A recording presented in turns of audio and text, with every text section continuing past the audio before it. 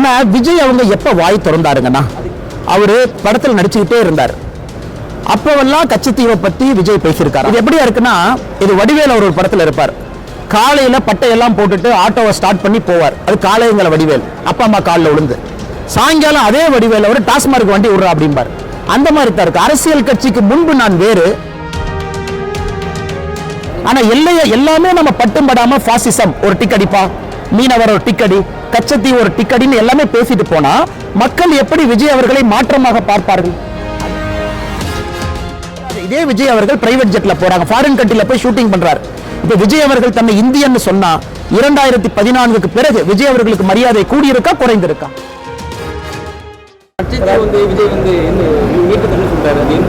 ஆனா விஜய் அவங்க எப்ப வாய் திறந்தாருங்கன்னா, அவரு படத்தில் நடிச்சுக்கிட்டே இருந்தார். ஃபிஷர்மேனாக கூட நடிச்சிருக்காரு, மீனவ நண்பனாக கூட நடிச்சிருக்காரு. அப்பவெல்லாம் கச்சத்தீவை பத்தி விஜய் பேசியிருக்காரா? நான் தெளிவா சொல்றேங்கண்ணா, அது டீட்டெயிலான சப்ஜெக்ட். அப்ப கச்சத்தீவை பத்தி எதுவுமே பேசல. கச்சத்தீவை பத்தி பாரதிய ஜனதா கட்சி, பாரத பிரதமர் நரேந்திர மோடி அவர்கள் பேச ஆரம்பிச்சிருக்காங்க. பிரதமர் அவர்கள் பிரதமராக 2024 பாராளுமன்ற தேர்தலில் இருந்து பேச ஆரம்பிச்சிருக்காங்க. உங்களுக்கு தெரியும், அது 2 நாடுகளுக்கான ஒப்பந்தம். இன்னைக்கு அதிகாரப்பூர்வமாக தமிழகத்தில் பாரதிய ஜனதா கட்சி கச்சத்தீவு வேணும்னு சொல்லிட்டோம். இன்னைக்கு இலங்கை நம்முடைய அண்டை நாடாக, பக்கத்து நாடாக, நட்பு நாடா இருக்கு. பிரதமர் அவர்கள் இங்கதான், இந்த பகுதியில் பிரதமர் அவர்கள் இங்கே வரும்பொழுது தென் தமிழகத்தில் மேடையில் அவங்களும் சொன்னாங்க, இன்னைக்கு இவர்கள் பொறுத்து இருக்கணும். அதாவது இவங்க கொடுத்துட்டாங்க, 1972 கொடுத்துட்டாங்க, 50 வருஷம் யாருமே பேசல. இன்னைக்கு நாம பேச ஆரம்பிச்சிருக்கிறோம். நாங்கள் செய்வோம், எப்படி செய்வோம் என்பது எங்களுக்கு தெரியும். இன்னைக்கு இவங்களுக்கு பிரச்சனை இல்லை. தமிழ்நாட்டில் ஒரு இடத்துல கட்சி நடத்துறாங்க, தமிழ்நாட்டில் ஒரு இடத்துல ஆட்சி நடத்துறாங்க. பாரதிய ஜனதா கட்சியை பொறுத்தவரை இந்தியாவில் ஆட்சியில் இருக்கும், பல மாநிலங்கள் ஆட்சியில் இருக்கும். நட்பு நாடுகள்கிட்ட ஒரு மாதிரி பிஹேவ் பண்ணணும். ஒரு விஷயத்தை கேட்கும் பொழுது இன்னொரு விஷயத்தை நாம் கொடுக்க வேண்டி வரும். இதை எல்லாமே பார்த்து தான் ஒரு அரசு செயல்பட முடியும். எதையும் எடுத்தோம் கௌத்தம். ஆனா அதிகாரப்பூர்வமாக கச்சத்தீவு வேண்டும் என்பதில் பாரதிய ஜனதா கட்சி உறுதியா இருக்கு. ஏன் நம்முடைய வெளியுறவுத்துறை அமைச்சர் ஜெய்சங்கர் அவர்களை பார்த்து வெள்ளை பேப்பர்ல, கருப்பு வெள்ளையில எழுதி கொடுத்துட்டு வந்திருக்கோம், கச்சத்தீவை மீட்டு கொடுங்க. சோ எங்களுடைய அதிகாரத்தில் இது நடத்துவோம் என்கின்ற நம்பிக்கை இருக்கு. அதனால விஜய் அவர்கள் புரிந்து கொள்ள வேண்டும், ஒரு அரசியல் கட்சி ஆரம்பித்ததற்காக, ஒரு மேடை இருக்கின்றது என்கின்ற ஒரே காரணத்திற்காக நான் கச்சத்தீவை பத்தி பேசுவேன்னா பேசிட்டு தவறு இல்லை, பேசுறது தவறு கிடையாது. ஆனா இத்தனை நாளா எங்க போனாருங்கன்னா, இது எப்படியா இருக்குன்னா, இது வடிவேல் அவர் ஒரு படத்துல இருப்பார். காலையில பட்டையெல்லாம் போட்டுட்டு ஆட்டோவை ஸ்டார்ட் பண்ணி போவார். அது காலையங்கள வடிவேல் அப்பா அம்மா காலில் விழுந்து. சாயங்காலம் அதே வடிவேல் அவர் டாஸ்மார்க் வண்டி விடுறா அப்படிம்பார். அந்த மாதிரி தான் இருக்கு. அரசியல் கட்சிக்கு முன்பு நான் வேறு, அரசியல் கட்சிக்கு பின்பு நான் புத்தான எப்படி ஏத்துக்க முடியும்? ஏன்னா எம்ஜிஆர் ஐயாவை ஏன் இன்னைக்கு நம்ம பாராட்டுறோம்னா கன்சிஸ்டன்சி. ஏன் காமராஜர் ஐயாவை பாராட்டுறோம்னா கன்சிஸ்டன்சி. எதற்கு மாபெரும் தலைவர்களை பாராட்டுறோம்னா கன்சிஸ்டன்சி. இதே கன்சிஸ்டன்சியோட விஜய் அவர்கள் இன்னும் 10 ஆண்டுகள் இருக்கிறாங்க அப்படின்னா நான் ஏத்துக்கிறேன்.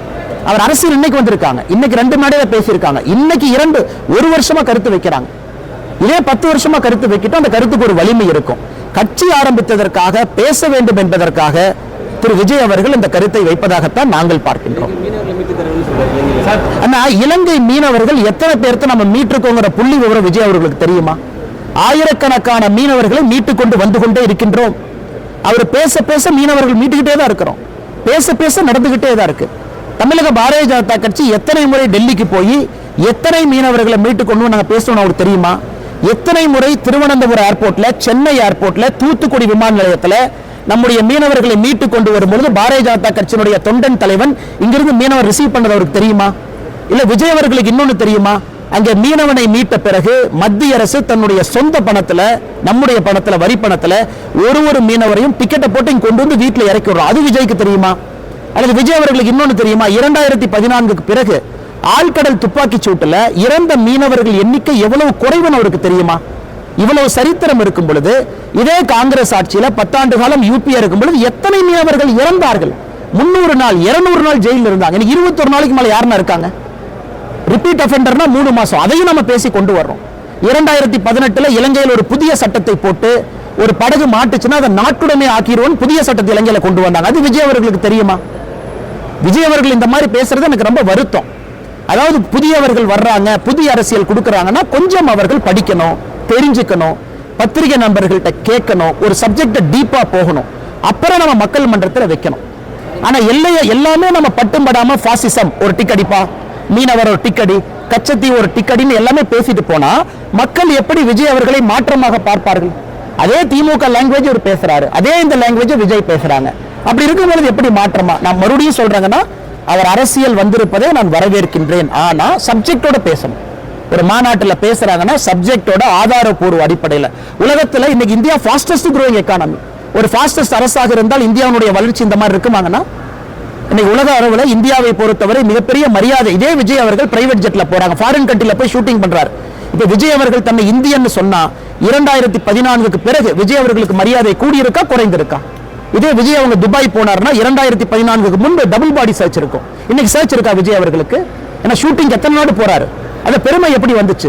இன்னைக்கு இந்தியன்னு சொன்ன மேலை நாடுகள் ஏன் தலை நிமிர்ந்து பார்க்கின்றார்கள்? மோடி என்கின்ற ஒற்றை மனிதன் இருக்கின்ற காரணத்திற்காக. அதனால விஜய் அவர்களோ இவங்க பிஜேபி வந்துட்டாங்க, இப்படி பண்ணிட்டாங்க, தமிழ்நாட்டுக்கு என்ன பண்ணாங்க?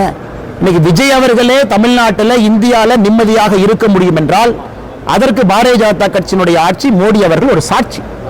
பிளே ஸ்டோர் மற்றும் ஆப் ஸ்டோரில் இருந்து பாலிமர் செயலியை QR கோடு மூலம் பதிவிறக்கம் செய்யுங்கள். செய்திகளை உடனுக்குடன் பெறுங்கள்.